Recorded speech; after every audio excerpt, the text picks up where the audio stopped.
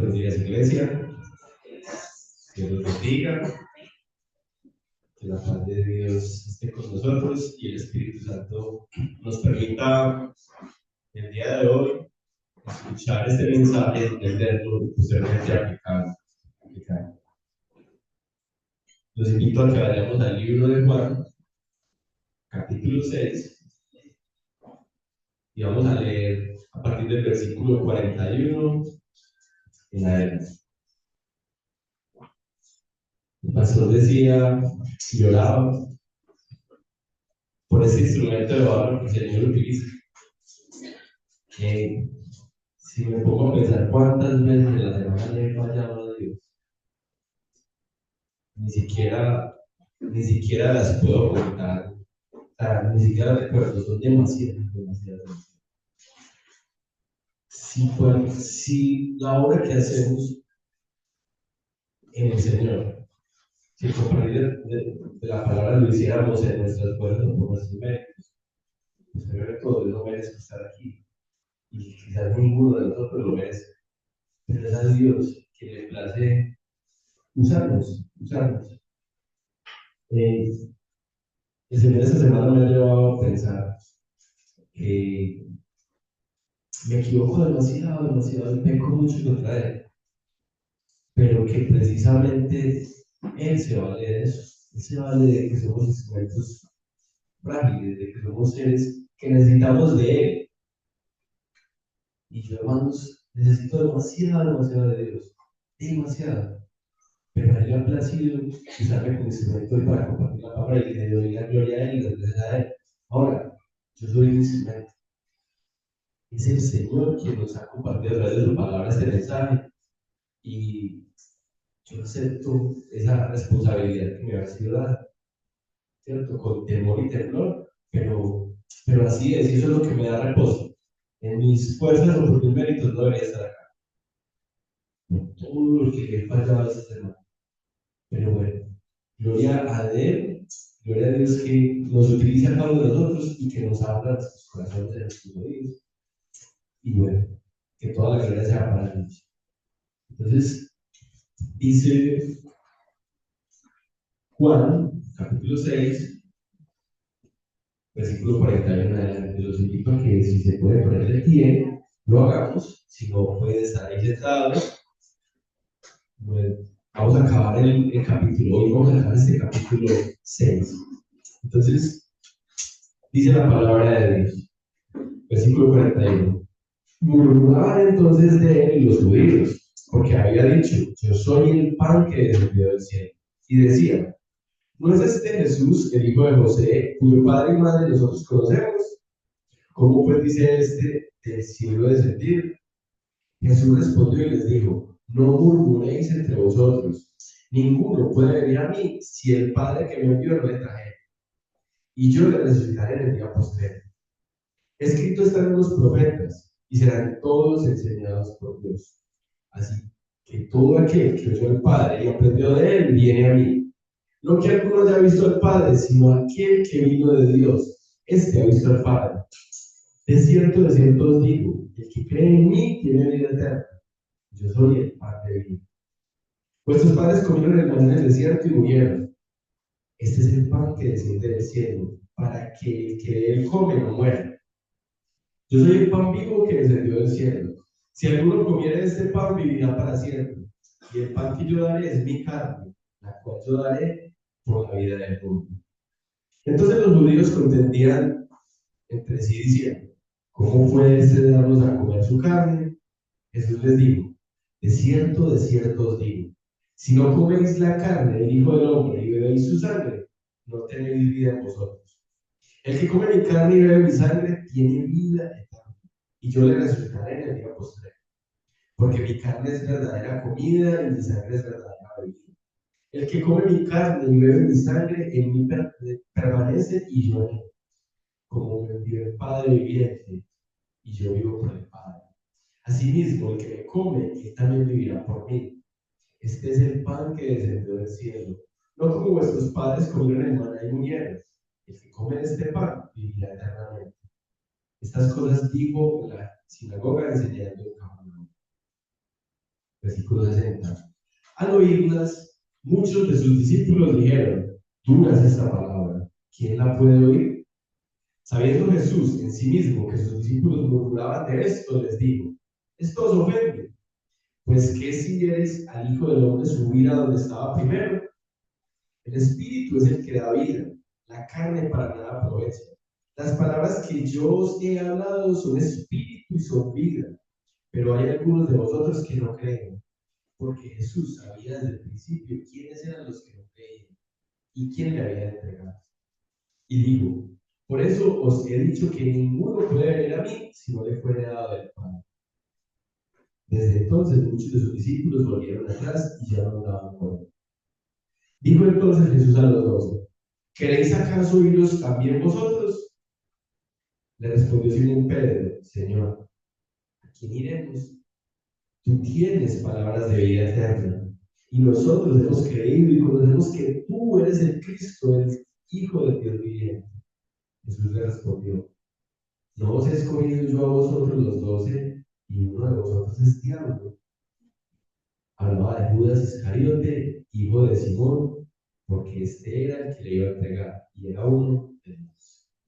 Amén. Señor, te damos gracias por esta porción de la Escritura, te damos gracias por el Evangelio de Juan, por este capítulo 6, que el día de hoy vamos a terminar a estudiar, Señor.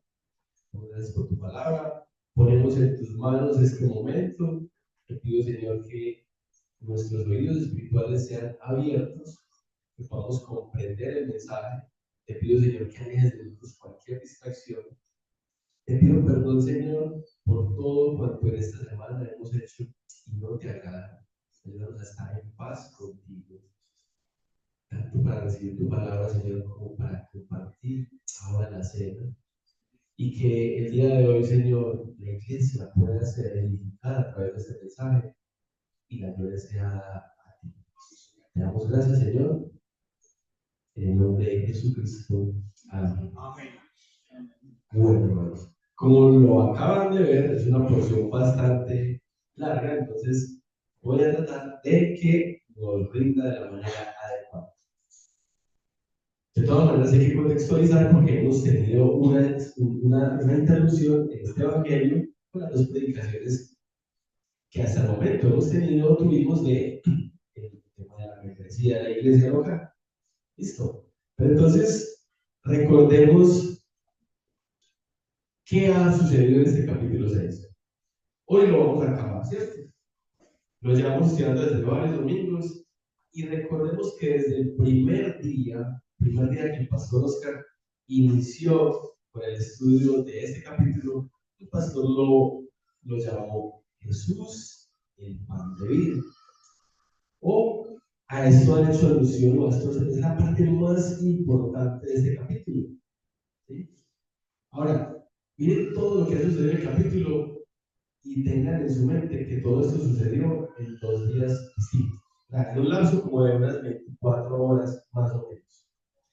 ¿Qué ha pasado o qué ha sucedido en este capítulo? Entonces, recordemos que Jesús hacía una gran cantidad de señales, milagros, sanaciones, y mucha gente iba atrás de él, mucha gente le seguía. Y llegó la multitud al lugar y Jesús alimentó a esta multitud. Hizo una multiplicación, una señal que está en los 4 evangelios, en la cual multiplicó 2 peces, 5 panes y dio de comer a una gran multitud, a muchísimas personas. ¿Cierto? La multitud, como consecuencia, quería proclamarle rey. Quería proclamarle rey. Y Jesús lo que hizo fue huir, se fue a la parte alta, al monte. ¿Cierto? En la noche, los discípulos entran al mar de Galilea y se van en una barca hacia el otro lado.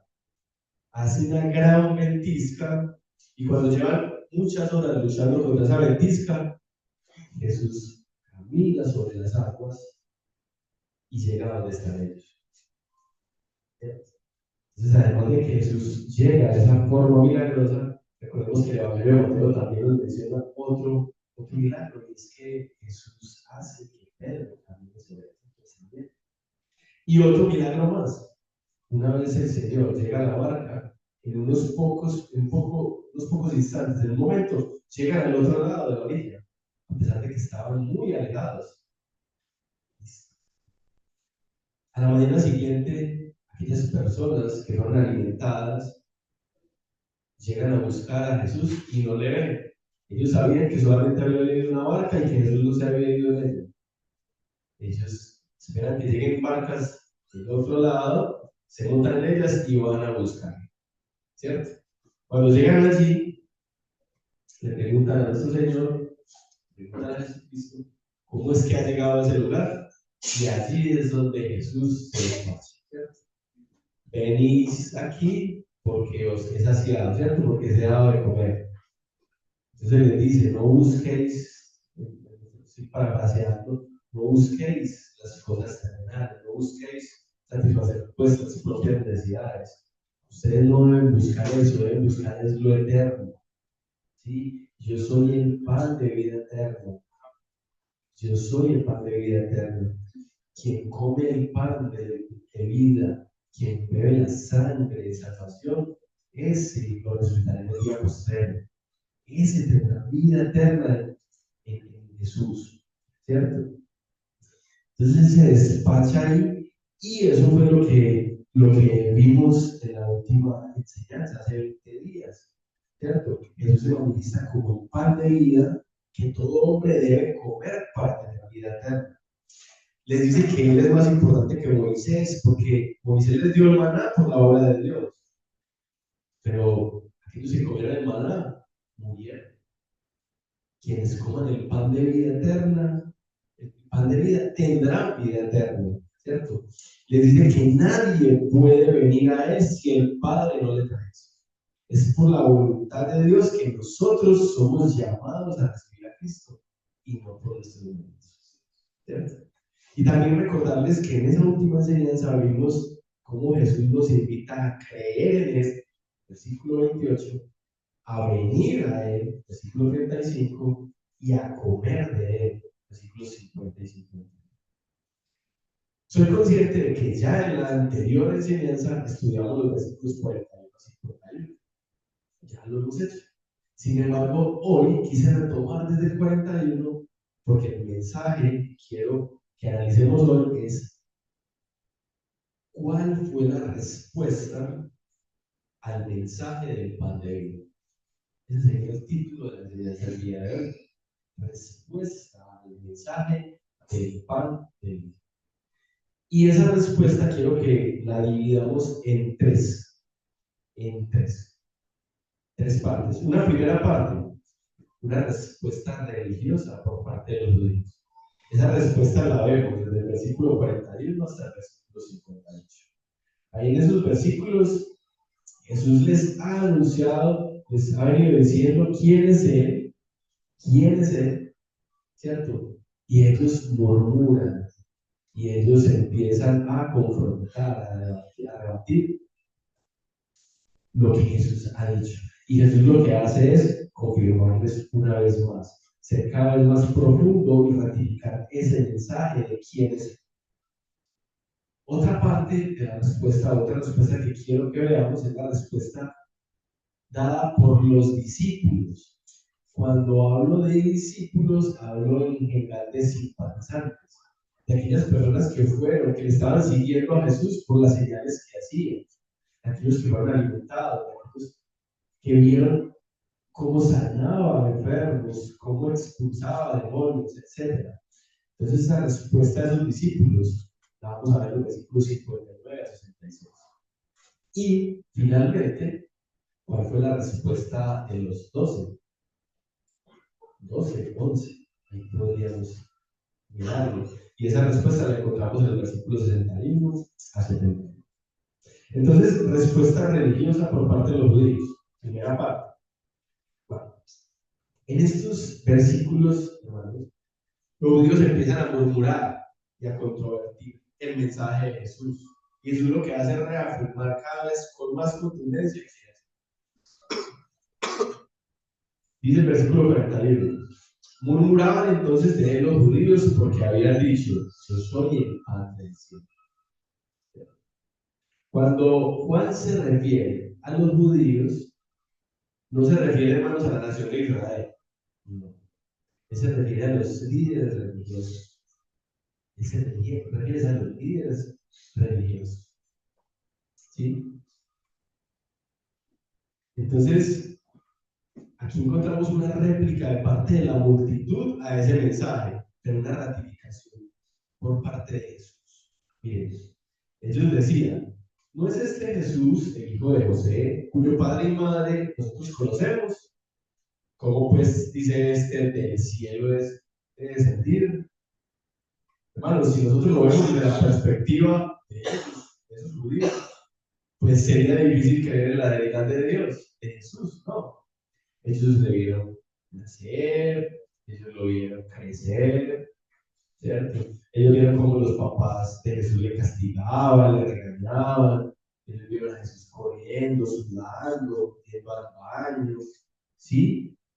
Ellos vieron a un hombre más, ellos vieron a un hombre más. Ahora, por el hecho de que para ellos fuese muy familiar ver a Jesús, no quiere decir que se pueda o que se deba omitir la demás evidencia.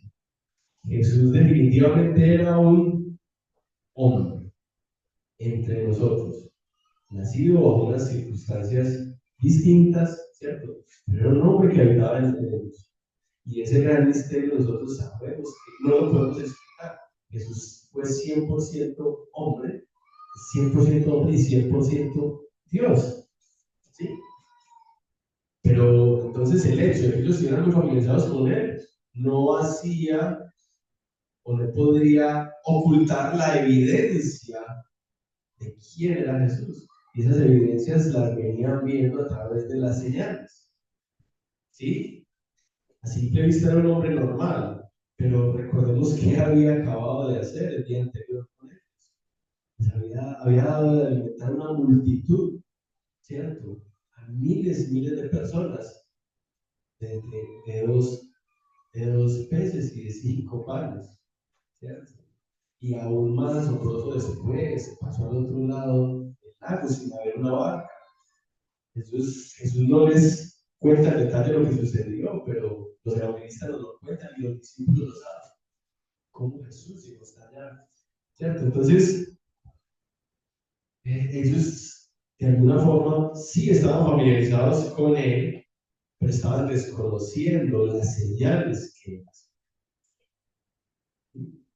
Versículo 43, Jesús le respondió y les dijo, no murmuréis entre vosotros, ninguno puede venir a mí si el Padre que me envió no le trajere, y yo le respetaré en el día posterior.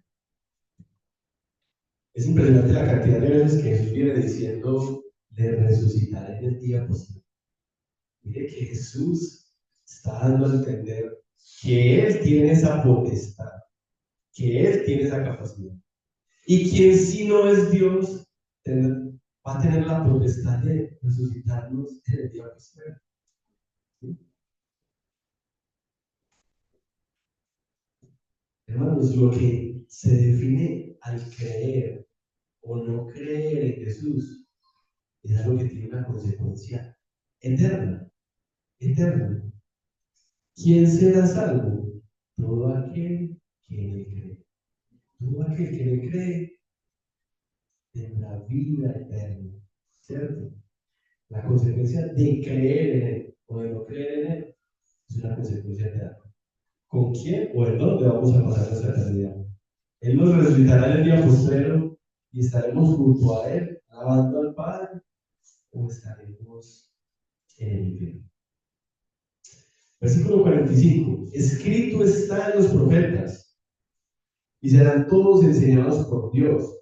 Así que todo el que oyó al Padre y aprendió de Él, viene a mí. No que alguno haya visto al Padre, sino aquel que vino de Dios, este ha visto al Padre. Jesús se ratifica, está diciéndoles que Él ha venido del Padre, ¿cierto? Les está diciendo que en los profetas está escrito y que todos serán enseñados por Dios. Recordemos que en el capítulo anterior hablábamos de que daban testimonio, los testigos de Jesús. ¿Quiénes eran los testigos de Jesús? ¿Quiénes daban testimonio de él? ¿Sí? Las escrituras eran uno, o sea, los profetas eran uno de esos testigos. Porque desde el Antiguo Testamento se anuncia la venida de nuestro Señor y Salvador. ¿Cierto? La venida de Jesús se anuncia desde Génesis 3:15. Desde Génesis 3:15. Un hombre descendiente de mujer, pero con el poder divino para derrotar a la serpiente. ¿Sí? Entonces, él una vez se apoya más en la escritura para sustentar que las afirmaciones de deidad son correctas. Solamente por citar algunos pasajes, hermanos, que mencionan la venida de Jesús.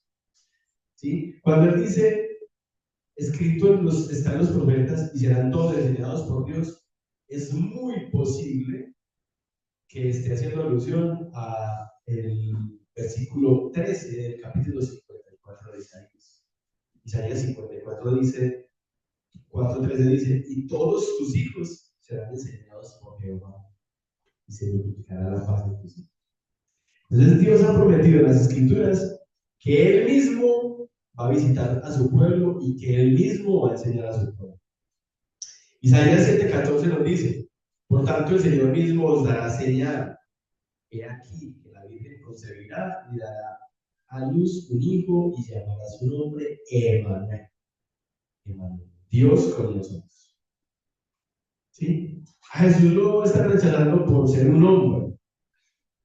¿Sí? Lo están rechazando por decir que es Dios. Pero es lo que Dios ha prometido en su escritura. Es lo que se encuentra en el Antiguo Testamento. Y ellos, los judíos, los maestros de la ley, lo saben, no lo deberían saber, ¿cierto? Pero no intentan. ¿Sí? Ezequiel 48:35 dice, y el nombre de la ciudad desde aquel día será Jehová Sama. Allí Dios está anunciando que va a visitar su pueblo, que la ciudad de Jerusalén será llamada Jehová Sama, que significa Jehová está en ella. Entonces, Malaquías 3 dice, he aquí yo envío mi mensajero, el cual preparará el camino delante de mí y vendrá súbitamente a su templo el Señor, a quien vosotros buscáis, y el ángel del pacto, a quien deseáis vosotros. Y aquí viene, ha dicho Jehová de los ejércitos. O sea, el último de los profetas que encontramos en el Antiguo Testamento también ratifica que Dios visitará personalmente a su pueblo. ¿Sí? Entonces Jesús hace esa aclaración muy importante. Dice, o sea, en las escrituras están, los profetas lo dicen, está profetizado que Dios mismo va a venir, está profetizada la venida del Mesías, ¿sí?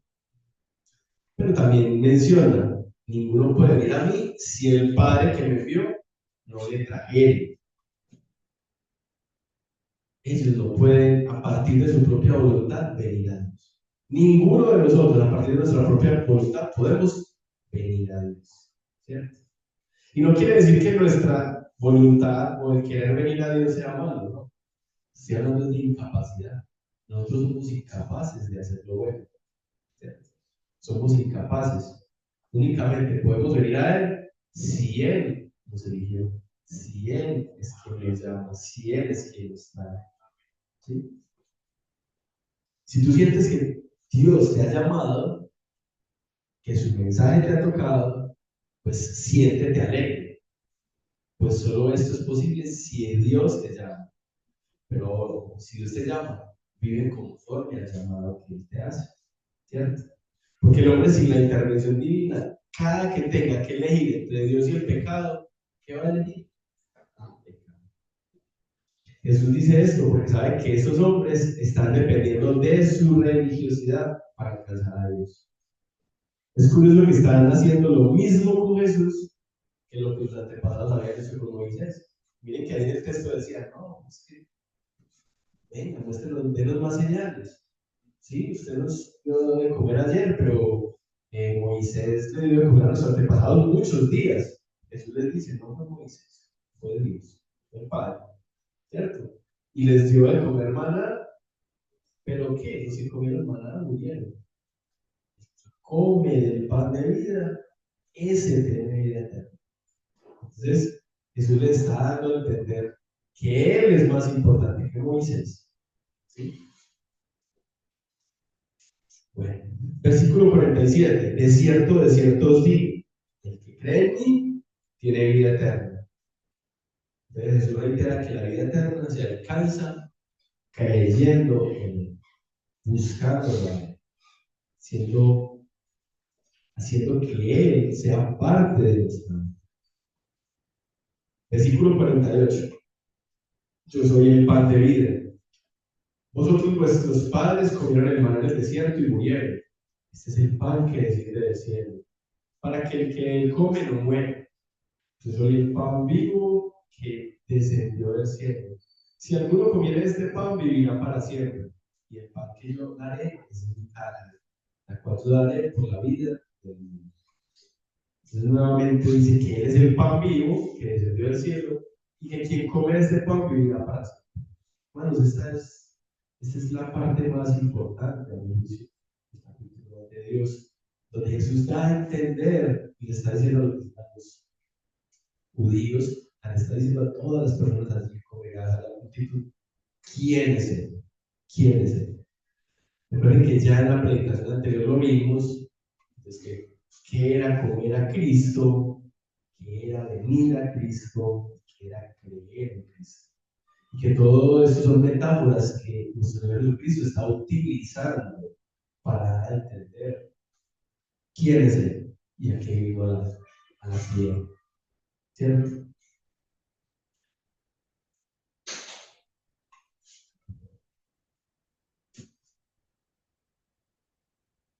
Hay mucho cristiano que cree en Jesús, pero no se está alimentando de Él, por tanto su vida no está cambiando.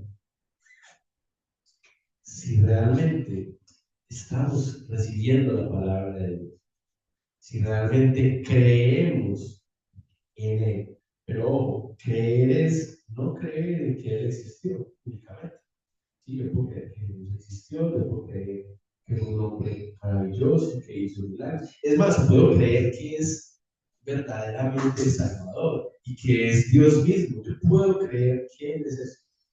Pero si no le he recibido, y si no como de ese pan de vida, eso en nada me es provechoso.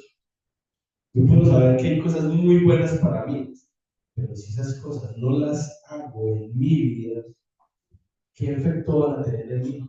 Ninguno. Entonces no solamente basta con creer que Jesús es nuestro Salvador, hay que hacerlo parte de nuestra vida, hay que hacerlo parte de nuestra vida, hay que recibirlo.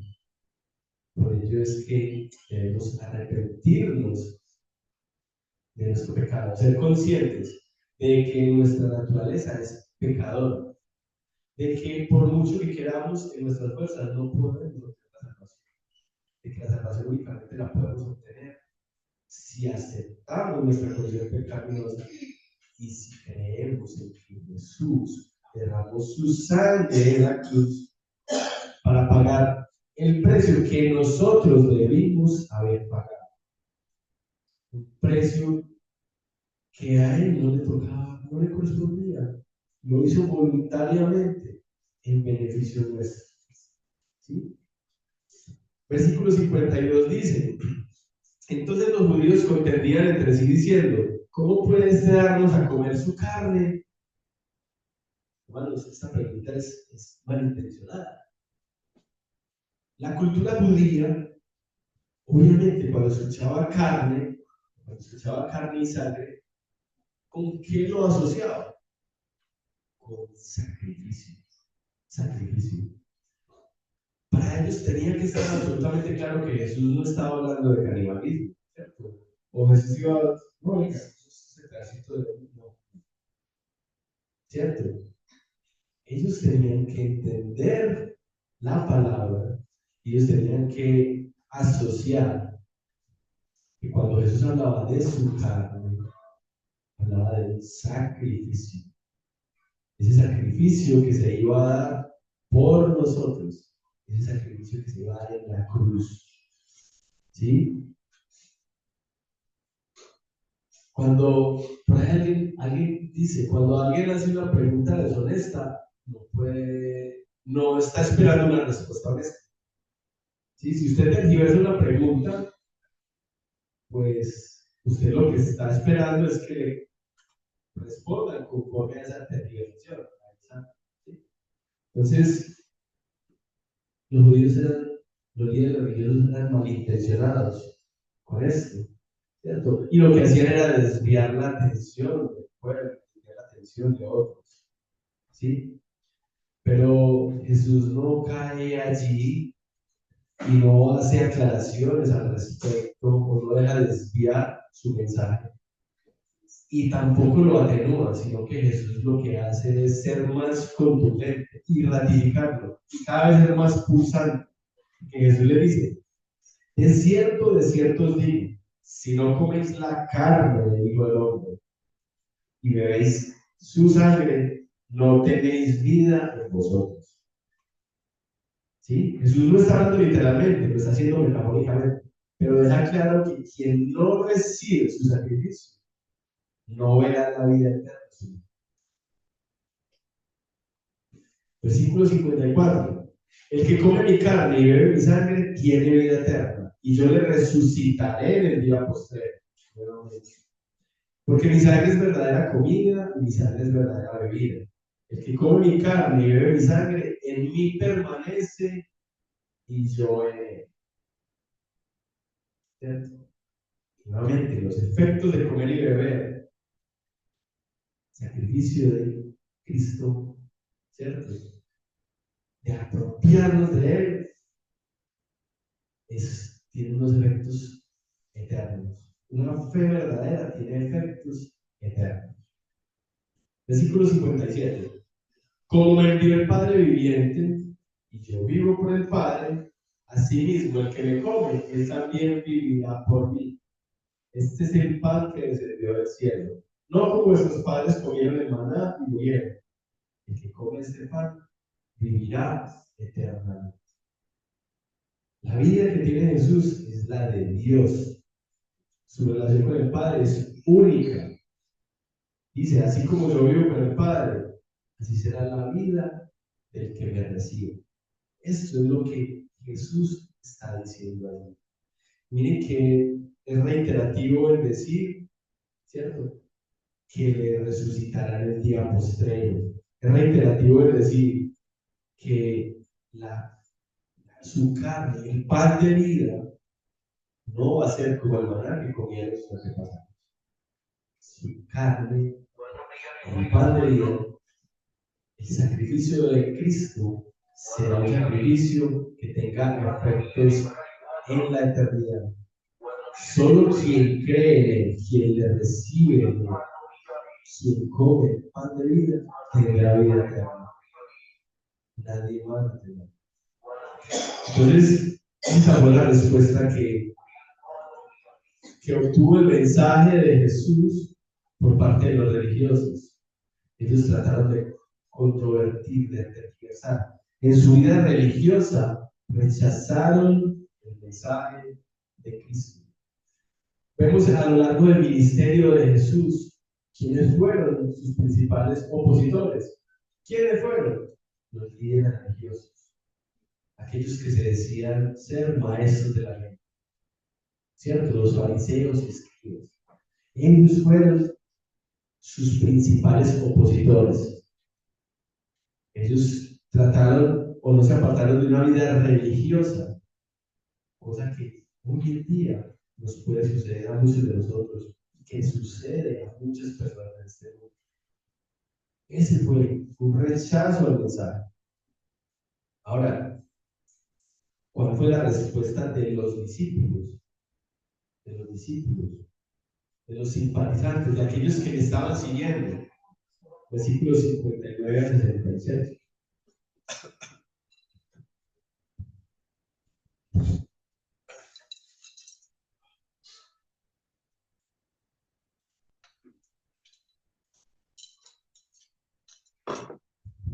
versículo 59 dijo: estas cosas dijo en la sinagoga, enseñando en Capernaum.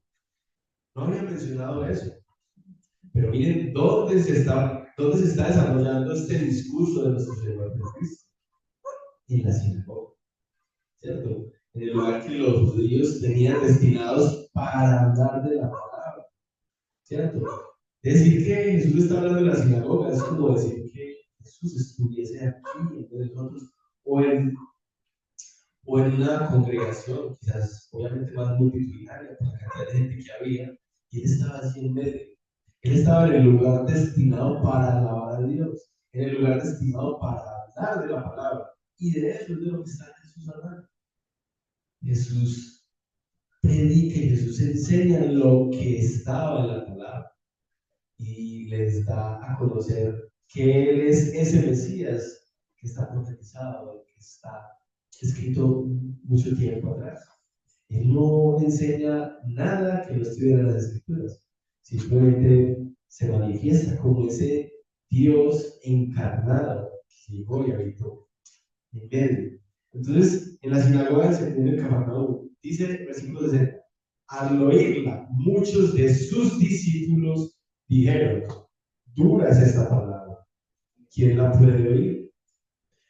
Mucho cuidado, que no es dura es esta palabra, ¿quién la puede entender? O sea, el significado de ellos no es, a ver, no entendemos eso que dice Jesús. No. De hecho, los estudiosos del griego dicen que eh, la palabra utilizada aquí es escleros, que no significa difícil de entender, sino difícil de aceptar. Difícil de aceptar, ¿cierto? Sin duda, sus discípulos, en un sentido amplio, no en el sentido más reducido, hablando de discípulos, en sentido amplio es como digo, de todos aquellos que venían siguiendo a Jesús.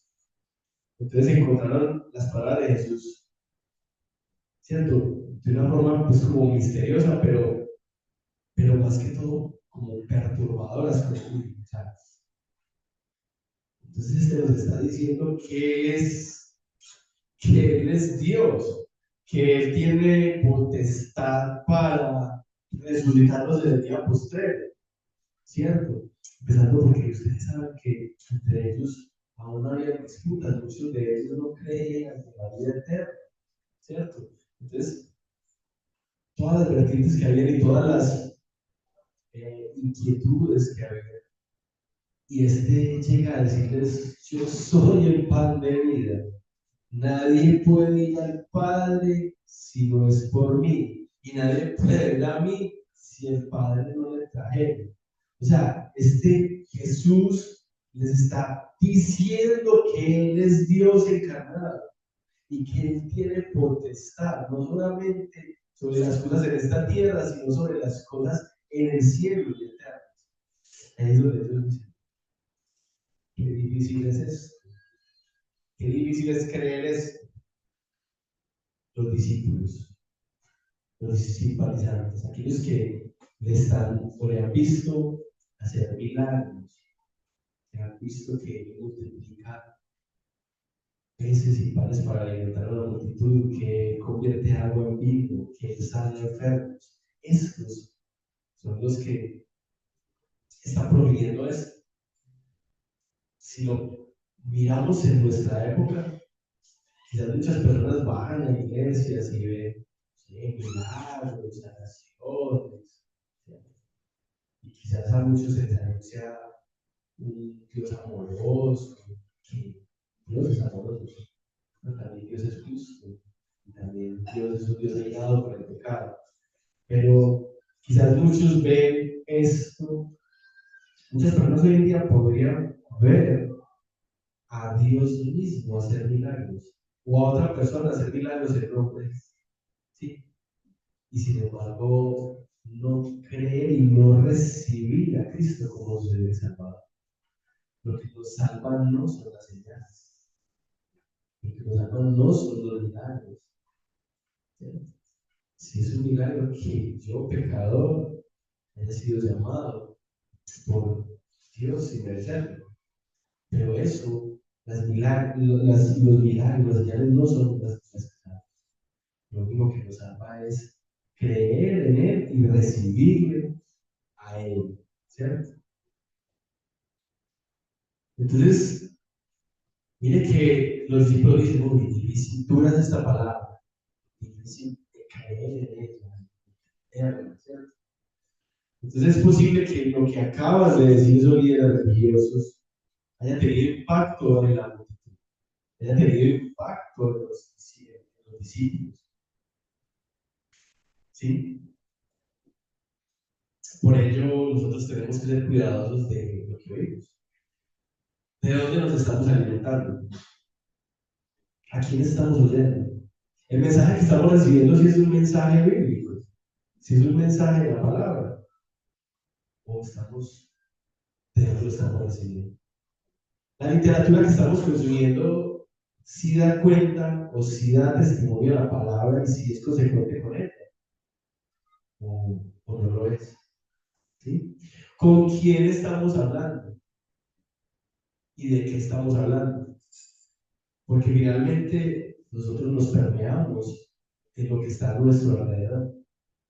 Y si para nosotros es más importante agradar al mundo, agradar a nuestros amigos, a nuestros compañeros de trabajo, que agradar a Dios, finalmente las opiniones de ellos pueden permearnos a nosotros también. Y eso no es lo que debe ocurrir. Entonces,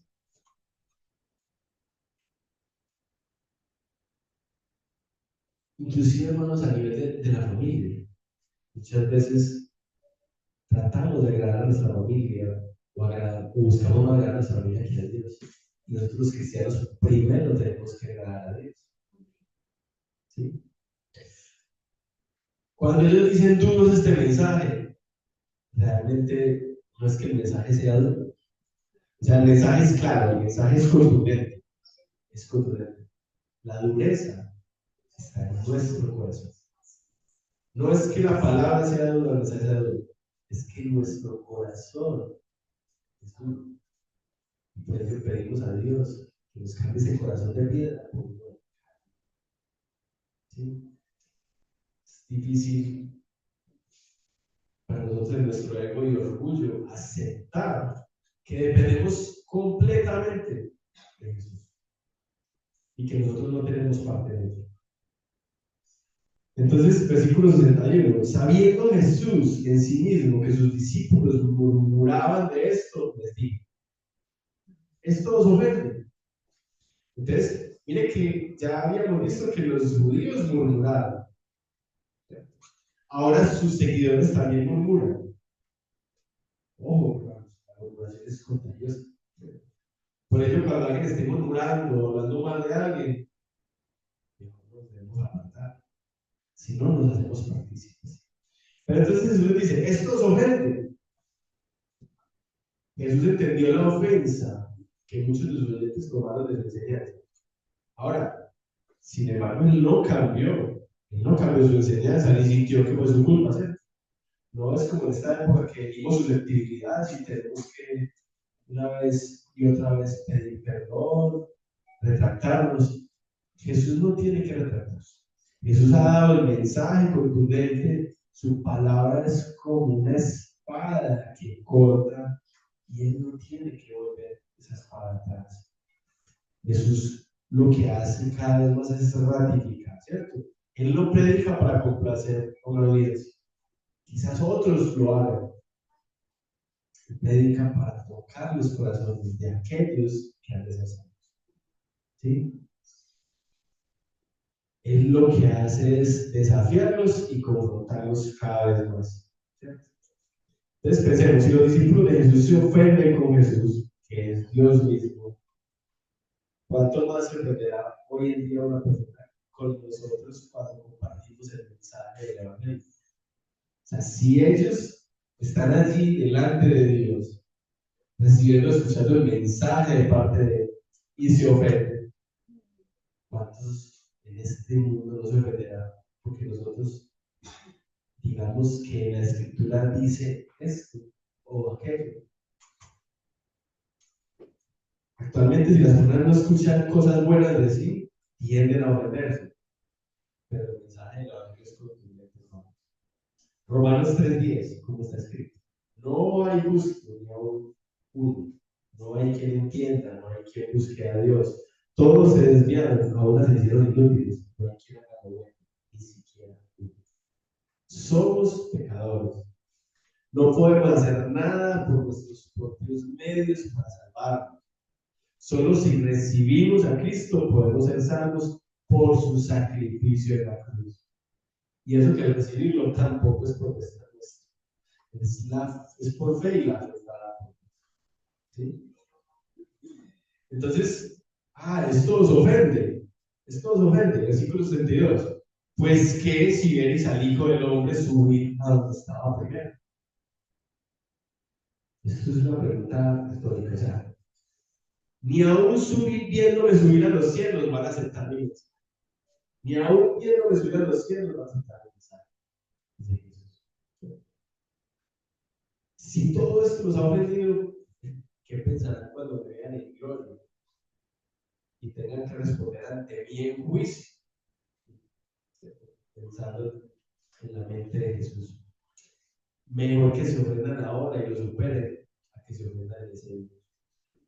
Entonces, aquellos que se están ofendiendo por el mensaje, pues más les valga que se arrepientan, más les valga que se ofendan en ese momento, pero puedan escuchar y atender el llamado, porque la próxima vez, más adelante, será ante el juicio que Jesús mismo volverá a hacer.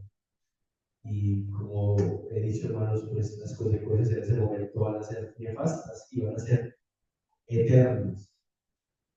Versículo 63.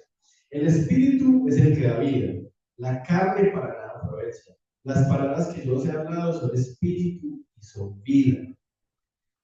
Jesús reitera que estos hombres están tratando de alcanzar a Dios con esfuerzos carnales, religiosos, confiando en sí mismos. Y el asunto es creer en el mensaje que Él les está compartiendo.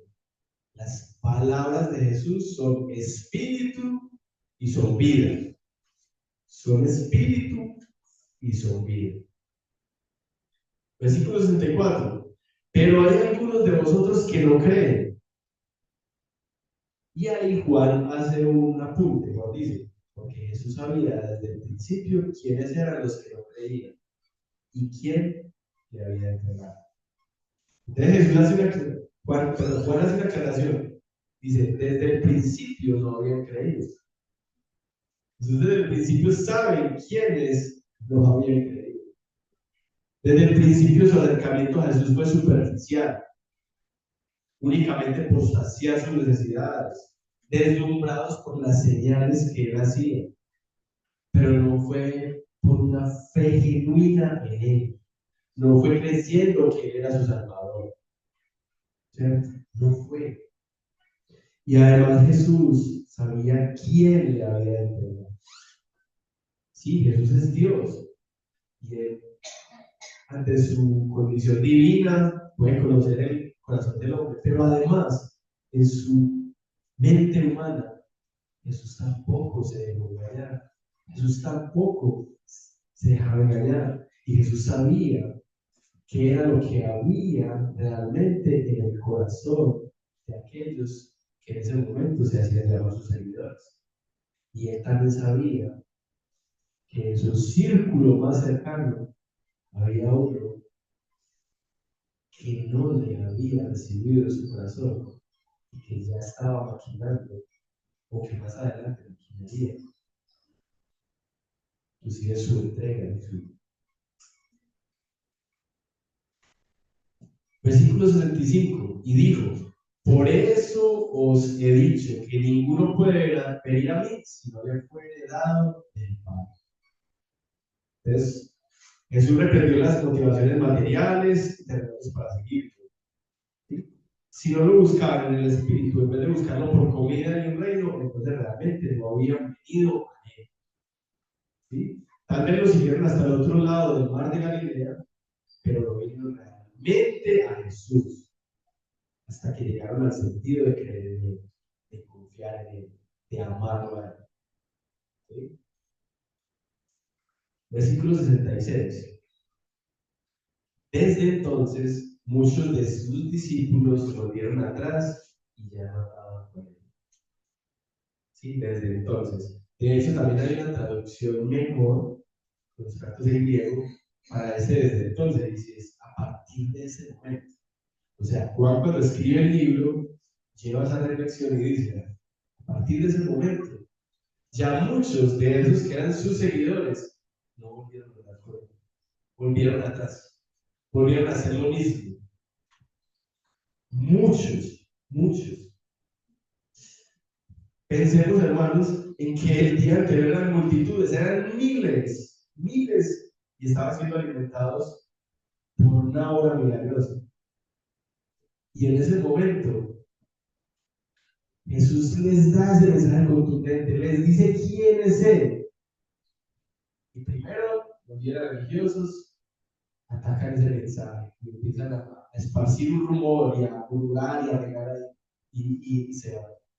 Y después, muchos otros que se autodenominaban como seguidores o que ya le seguían, también se van, también se van. Y finalmente va quedando un grupo reducido. Así es, así es la obra del Señor y así es la historia de la salvación y de los elegidos. No somos o no son mayoría, ¿cierto? No es por la puerta ancha por donde vamos a pasar la gran mayoría. La gran mayoría van a pasar así por la puerta ancha, pero no para salvación. La salvación es la puerta estrecha y es una minoría, porque para nosotros en nuestra naturaleza es más fácil saciar nuestro placer, continuar nuestro pecado, que recibir y obedecer a Dios. Además, no es potestad nuestra. Uno desearía que todos esos que escucharon el mensaje, pues, hubieran sido permeados por el Espíritu Santo y hubieran recibido. Pero la palabra muestra que muchos de ellos dieron media vuelta y se fueron y huyeron. No fueron capaces de apartarse de su religiosidad, de sus costumbres. Les pudo más el mundo. Entonces, a partir de ese momento, algunos que seguían a Jesús volvieron atrás, desertaron, volvieron a lo mismo que hacían atrás. Hermanos, sí conocemos muchas personas así. Conocemos personas que han estado sentados aquí a nuestro lado y que hoy en día no caminan al lado de Jesús, no caminan con Dios. Volvieron a lo mismo, llevan una vida desordenada, llevan una vida en la que su prioridad no es agradar a Dios, sino satisfacer sus propios intereses, sus propias necesidades. Y nadie quita que algunos de nosotros podamos llevar o tener un rumbo similar. Solamente si hemos aceptado realmente, si somos elegidos y si hemos recibido a Cristo en nuestro corazón, podemos tener la certeza de de cuál va a ser nuestro desenlace. Si no, podría suceder lo que sucedió con estos que se decían ser sus discípulos. Entonces miren que la respuesta de estos es también una respuesta en la cual el mundo les pudo, no recibieron el mensaje. Finalmente, la respuesta de los 12, versículos 67 a 71, dice: Dijo entonces Jesús a los 12: ¿Queréis acaso iros también vosotros?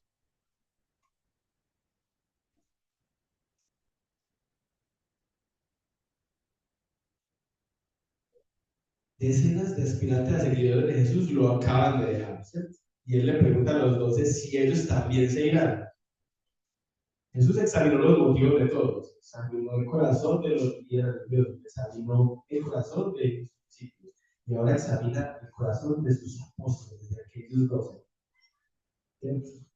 Pero esa pregunta también, hermanos, reitero, desde el estudio del griego, es una pregunta de la cual se espera una respuesta negativa. O sea, Jesús no le está diciendo, no le está incitando a que se vayan, sino que les está preguntando, ¿acaso ustedes también se quieren ir? Pero ojo, es que en nuestro lenguaje no se puede transmitir fielmente lo que Jesús quiso decir. Lo que Jesús quiso decir es, cierto que ustedes no se van a ir también, cierto que ustedes no se van a ir también. Eso es lo que Jesús les quiso decir. O sea, Jesús esperaba una lealtad de parte de Dios. Esperaba una lealtad de parte de Dios. Y de hecho, la tiene, excepto por uno, ¿cierto? De hecho, la tiene, excepto por uno.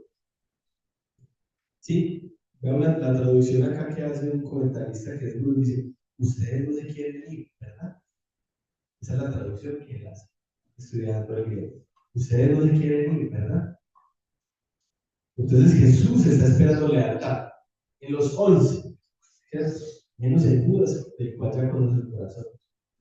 Hermanos, si Jesús está esperando lealtad de ellos, también la está esperando de parte de nosotros. Jesús espera lealtad de parte de nosotros. Y seguir a Jesús implica tenerle lealtad a Él. Aquellos que por la voluntad de Dios han sido escogidos y le han recibido, estos deben ser leales a Cristo. No es que nuestra lealtad, no es que nuestra lealtad dependa de nuestra vida eterna, ¿cierto? Pero si por gracia hemos recibido vida eterna, lo mínimo que se espera de nosotros es lealtad. Aunque con la pregunta se espera lealtad, también de igual forma le deja o sea, él espera una respuesta negativa de parte de Dios, ¿cierto? Que ustedes no saben ahí. Pero, ojo, si alguno se fuese ahí y quisiera hacerlo, esa era la oportunidad. ¿Cierto?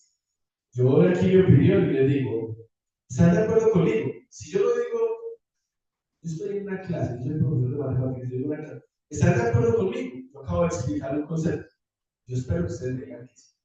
Pero si alguno de ustedes dice que no, expondrá por qué no, ¿cierto? Diga, no, yo pienso que estás equivocado y que tal.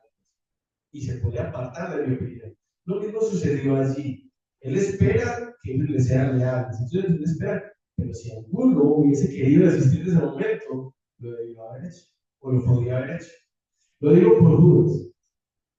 Bueno, yo creo que para Judas era mejor en ese momento haberse parado e irse con la multitud.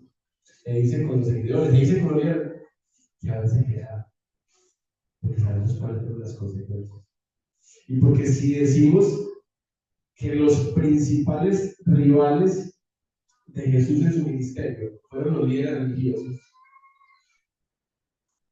y condenamos y decimos y ellos son los malos, pues si son más malos ellos que Judas, que fue íntimo, que quizás hizo milagros de parte de Dios, porque Jesús le dio potestad a los apóstoles de hacer milagros en su vida, de estar allí con él, ¿sí? De recibir, de conocer, estar ahí de primera mano, y finalmente Judas, lo que hizo fue peor que los líderes, le entregó.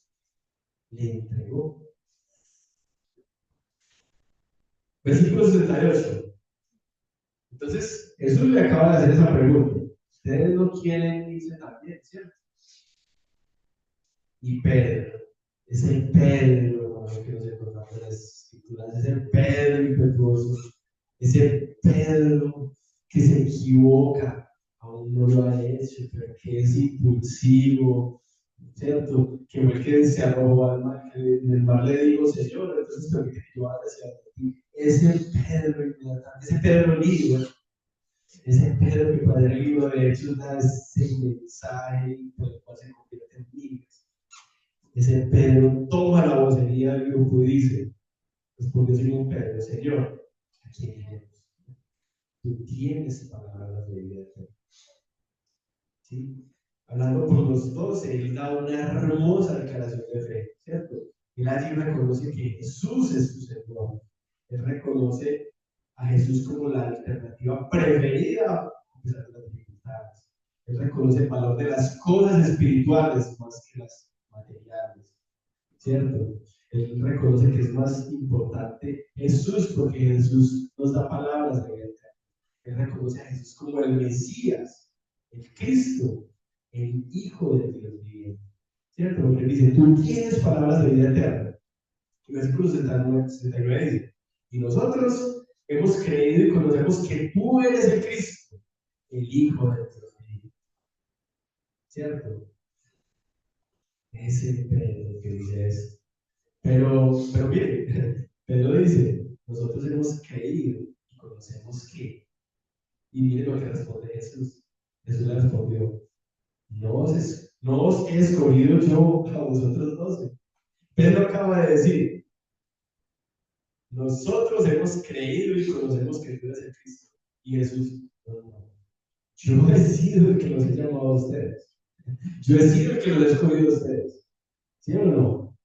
Nuevamente, hermanos, la obra no es nuestra, la obra es de Dios. Es de Dios. ¿Sí? Él le aclara que lo escogió. Y le dice, no los he escogido yo a ustedes, y sin embargo uno de vosotros es diablo. Entonces, ojo, diabolos en griego significa calumniador o difamador o falso acusador. Pero en este contexto, a veces en el comentarista Bruce, es referido más a Satanás, a adversario. Adversario.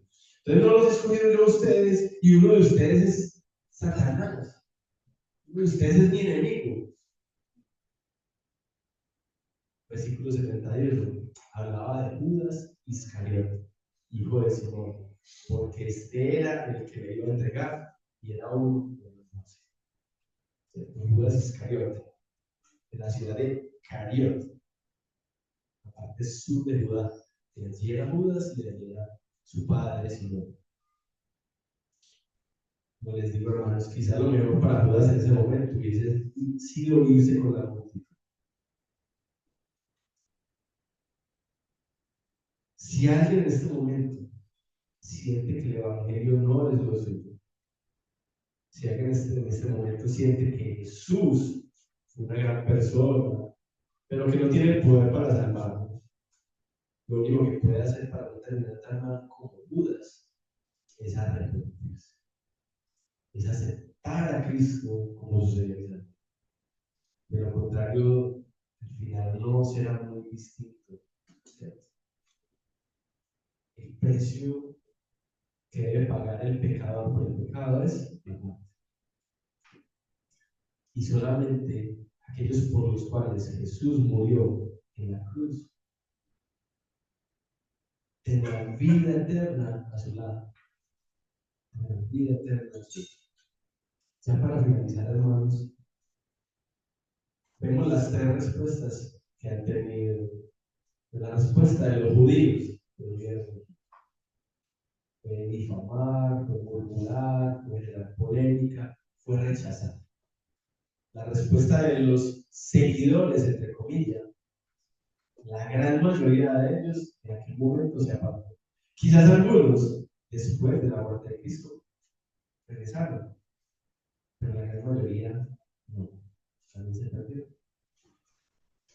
¿Y cuál fue la respuesta de los discípulos? De los 11, estar firmes. Aceptaron a Jesús, creyeron en Jesús, se arrepintieron de su pecado, le recibieron como su Señor y Salvador, proclamaron que era ese Mesías que había de venir. Es más, después entregaron su vida por la obra de ese Mesías. Entregaron su vida para que el mensaje que está contenido en las Escrituras nos llegase hoy en día.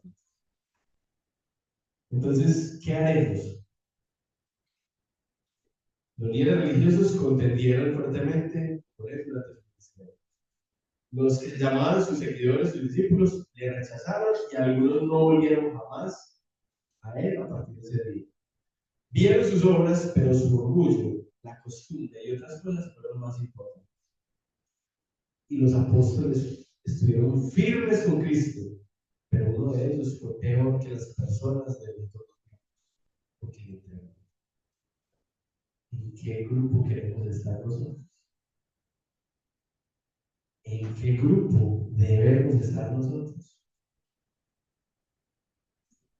Cuidado, quizás el resto de la vida para aquellos que se llamaban discípulos puede haber sido más fácil.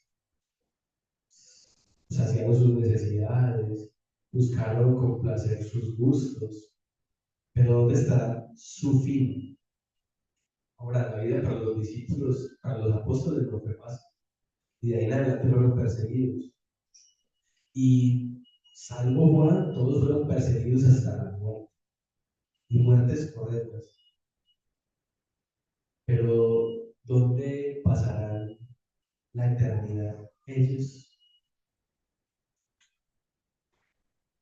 Entonces entendamos, hermanos, la responsabilidad que tenemos hoy frente a este mensaje.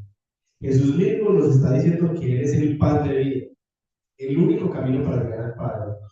Si nosotros escuchando y sabiendo esto, no le recibimos, seguimos su mensaje, sino que elegimos el mundo, nuestro destino no será diferente que el de Jesús. De una u otra forma moriremos y nuestra resurrección no sería para hoy.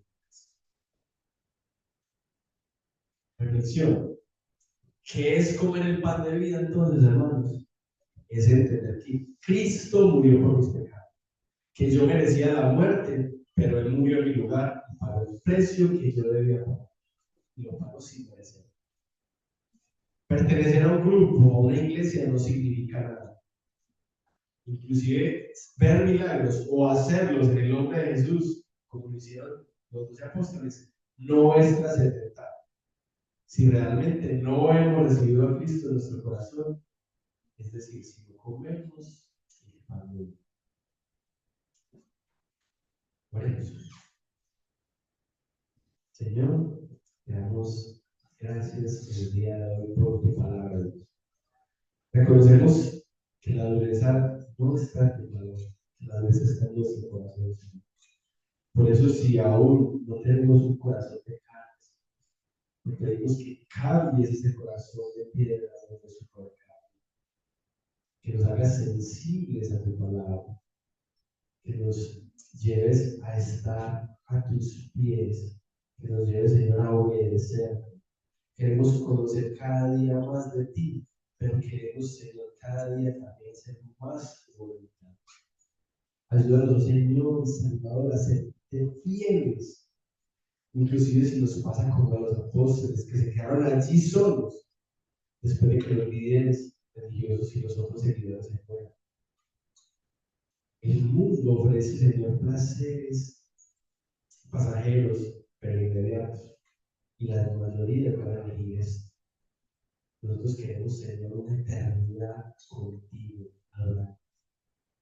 Te pedimos, Señor, que nos ayudes a ser fieles y nos ayudes a orar conforme a tu voluntad y al llamado que tienes.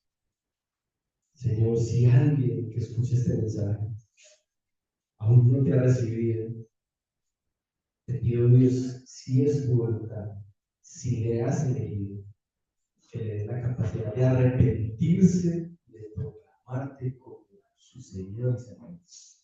Y que juntos, Señor, hagamos tu nombre por la eternidad. Te lo pedimos, Señor, en el nombre de Jesús. Amén.